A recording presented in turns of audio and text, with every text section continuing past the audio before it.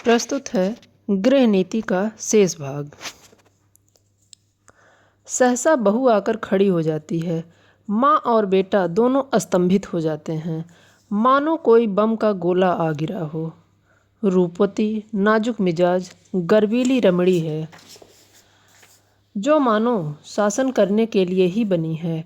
कपोल तमतमाए हुए हैं, पर अधरों पर विष भरी मुस्कान है और आँखों में व्यंग मिला परिहास। माँ अपनी झेप छिपाकर, तुम्हें कौन बुलाने गया था? बहू, क्या यहाँ जो तमाशा हो रहा है उसका आनंद मैं ना उठाऊं? बेटा, माँ बेटा के बीच में तुम्हें दखल देने का कोई हक नहीं।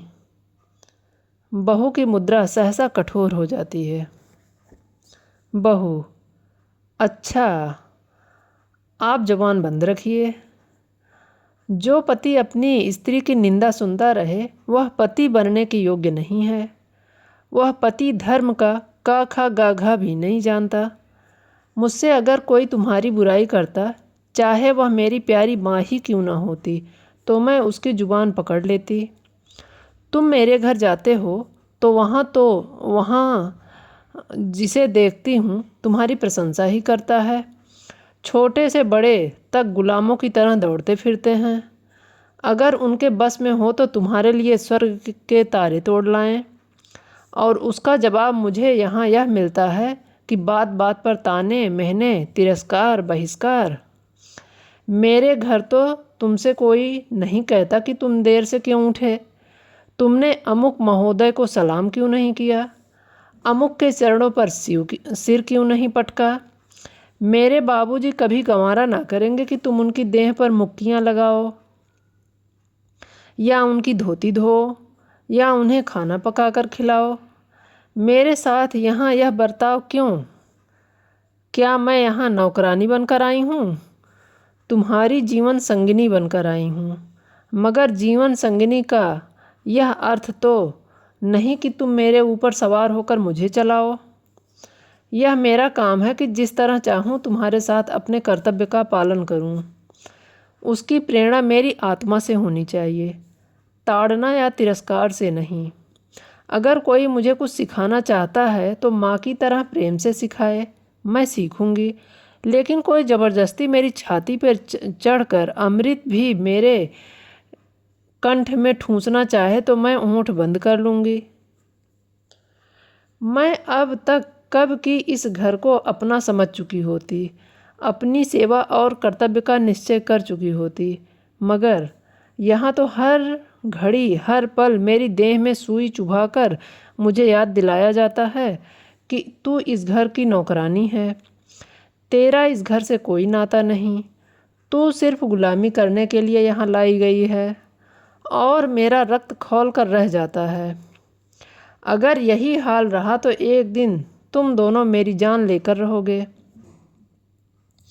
माँ, सुन रहे हो अपनी चहेती रानी की बातें? वह यहाँ नौकरानी बनकर नहीं, रानी बनकर आई है। हम दोनों उसकी टहल करने के लिए हैं। उसका काम हमारे ऊपर शासन करना है।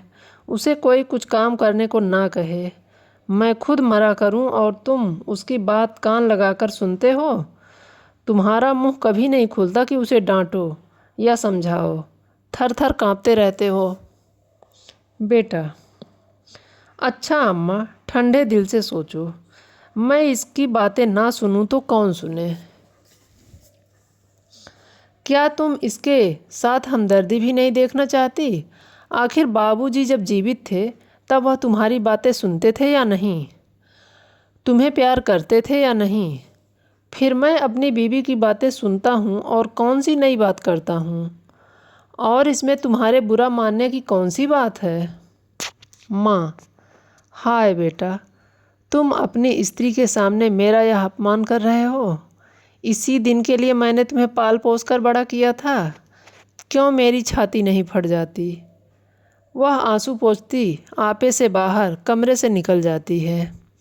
स्त्री पुरुष दोनों कौतुक भरी आँखों से उसे देखते हैं, जो बहुत जल्द ही हमदर्दी में बदल जाती है।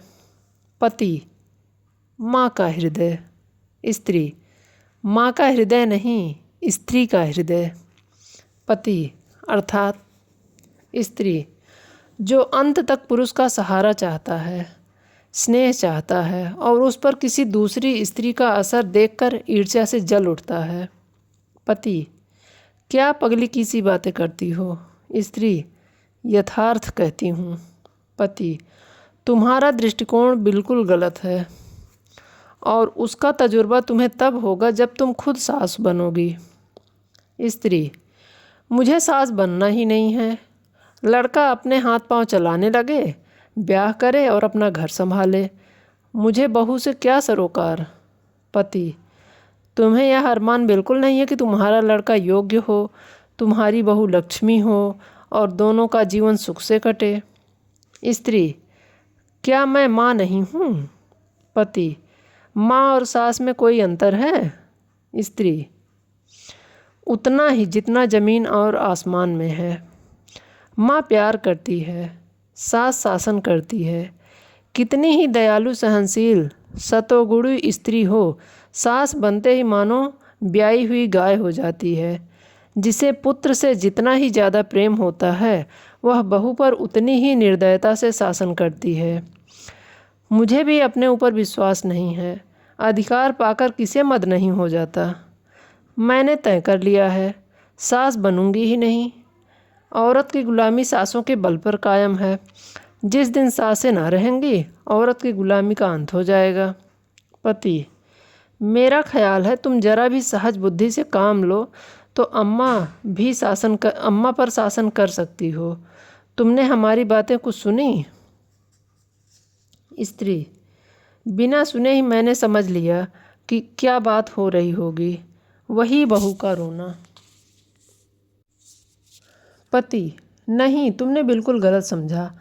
अम्मा के मिजाज में आज मैंने विस्मयकारी अंतर देखा, बिल्कुल अभूतपूर्व। आज वह जैसे अपनी कटुताओं पर लज्जित हो रही थी। हाँ, प्रत्यक्ष रूप से नहीं, संकेत रूप से। अब वह मुझसे इसलिए नाराज़ थी कि तुम देर से उठती हो। अब शायद उन्हें यह चिंता हो रही है कि कहीं सवेरे उठने से तुम्हें ठंड ना लग जाए।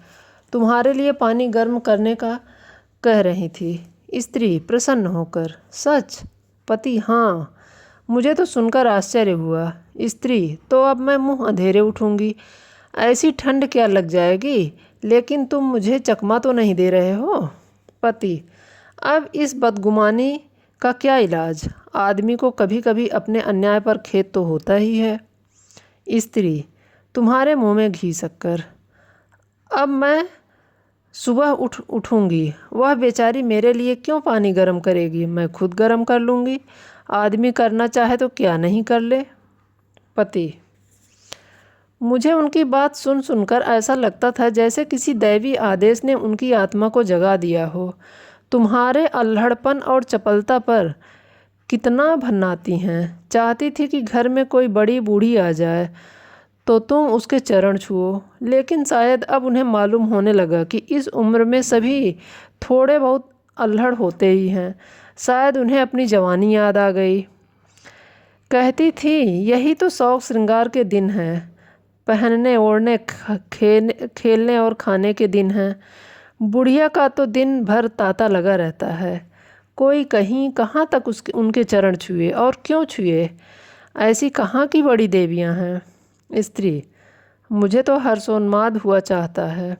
पति मुझे तो विश्वास ही नहीं आता था कि स्वप्न देखने का संदेह हो रहा था। स्त्री अब आई है राह पर। पति कोई दैवी प्रेरणा समझो। स्त्री मैं कल से ठेठ बहू बन जाऊंगी। किसी को खबर भी ना होगी कि कब अपना मेकअप करती हूँ। सिनेमा के लिए भी सप्ताह में एक दिन काफ़ी है। बूढ़ियों के पांव छू लेने में क्या हरज है। वे देवियाँ ना सही, चुड़ैलें ही सही, मुझे आशीर्वाद तो देंगी, मेरा गुण तो गाएंगी। पति सिनेमा का तो उन्होंने नाम भी नहीं लिया। स्त्री तुमको तो इसका शौक़ है, अब तुम्हें भी ना जाने दूंगी। पति लेकिन सोचो तुमने कितनी ऊंची शिक्षा पाई है, किस कुल की हो। इन खूसट बुढ़िया के पांव पर सिर रखना तुम्हें बिल्कुल शोभा ना देगा। स्त्री तो क्या ऊंची शिक्षा के यह माने ही है कि हम दूसरों को नीचा समझें? बूढ़े कितने ही मूर्ख हों, लेकिन दुनिया का तजुर्बा तो रखते ही हैं। कुल की प्रतिष्ठा भी नम्रता और सद्व्यवहार से ही होती है, हेंकड़ी और रुखाई से नहीं। पति: मुझे भी यही ताज्जुब होता है कि इतनी जल्दी इनकी काया पलट कैसे हो गई। अब इन्हें बहुओं का सास के पाँव दबाना या उनकी साड़ी धोना नौकरानी थोड़े ही है कि बैठी सास का पाँव दबाएं। स्त्री: मेरी कसम। पति: हाँ जी, सच कहता हूँ, और तो और अब वह तुम्हें खाना भी ना पकाने देंगी। कहती थी जब तक बहू के सिर में दर्द होता है तो क्यों उसे सताया जाए, कोई महाराज रख लो। स्त्री: फूली ना समाकर, मैं तो आकाश में उड़ी जा रही हूँ। ऐसी सास के तो चरण धो धो कर पीऊँ। मगर तुमने पूछा नहीं कि अब तक तुम क्यों उसे मार मार कर हकीम बनाने पर तुली रहती थी। पति: पूछा क्यों नहीं, भला मैं छोड़ने वाला था? बोली मैं अच्छी हो गई थी, मैंने हमेशा खाना पकाया है, फिर यह क्यों ना पकाए। लेकिन अब उनकी समझ में आया है कि वह निर्धन बाप की बेटी थी, तुम संपन्न कुल की कन्या हो। स्त्री: अम्मा जी का दिल कितना साफ है। पति: बस जरा पुरानी लकीर पर जान देती हैं। स्त्री: इसे मैं क्षमा के योग्य समझती हूँ। जिस जलवायु में हम पलते हैं उसे एक बारगी नहीं बदल सकते। जिन रूढ़ियों और परंपराओं में उनका जीवन बीता है उन्हें तुरंत त्याग देना उनके लिए कठिन है। वह क्या कोई भी नहीं छोड़ सकता? वह तो फिर भी बहुत उदार हैं। तुम अभी महाराज मत रखो, खामखा जेरबार क्यों होंगे। जब तरक्की हो जाए तो महाराज रख लेना, अभी मैं खुद पका लिया करूँगी। 3-4 प्राणियों का भोजन ही तो है, मेरी जात से तो कुछ तो अम्मा को आराम मिले। मैं जानती हूँ सब कुछ, लेकिन कोई रोब जमाना चाहे तो मुझसे बुरा कोई नहीं। पति: मगर यह तो मुझे बुरा लगेगा कि तुम रात को अम्मा के पाँव दबाने बैठो। स्त्री: बुरा लगने की कौन सी बात है, जब उन्हें मेरा इतना ख्याल है तो मुझे भी उनका लिहाज करना चाहिए। जिस दिन उनके पाँव दबाने बैठूंगी वह मुझ पर प्राण देने लगेंगी। आखिर बहू बेटे का कुछ सुख उन्हें भी तो हो। बड़ों की सेवा करने में हेठी नहीं होती। बुरा तब लगता है जब वह शासन करते हैं, और अम्मा मुझसे पाँव दबाएंगी थोड़ी ही, सेंध का यश मिलेगा। पति: अब तो अम्मा को तुम्हारी फिजूल खर्ची भी बुरी नहीं लगती। कहती थी रुपए पैसे बहू के हाथ में दे दिया करो। स्त्री चिढ़कर तो नहीं करती थी।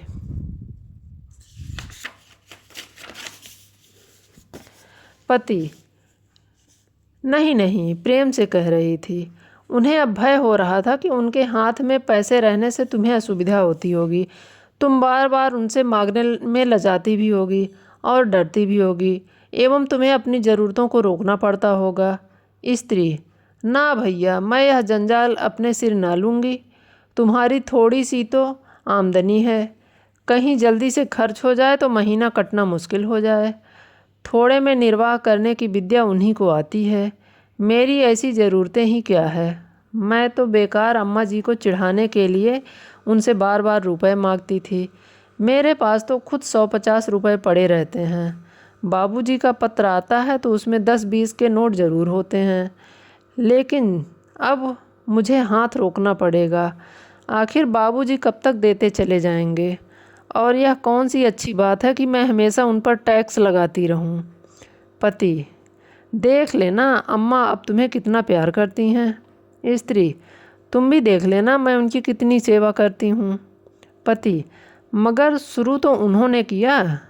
स्त्री: केवल विचार में, व्यवहार में आरंभ मेरी ओर से होगा।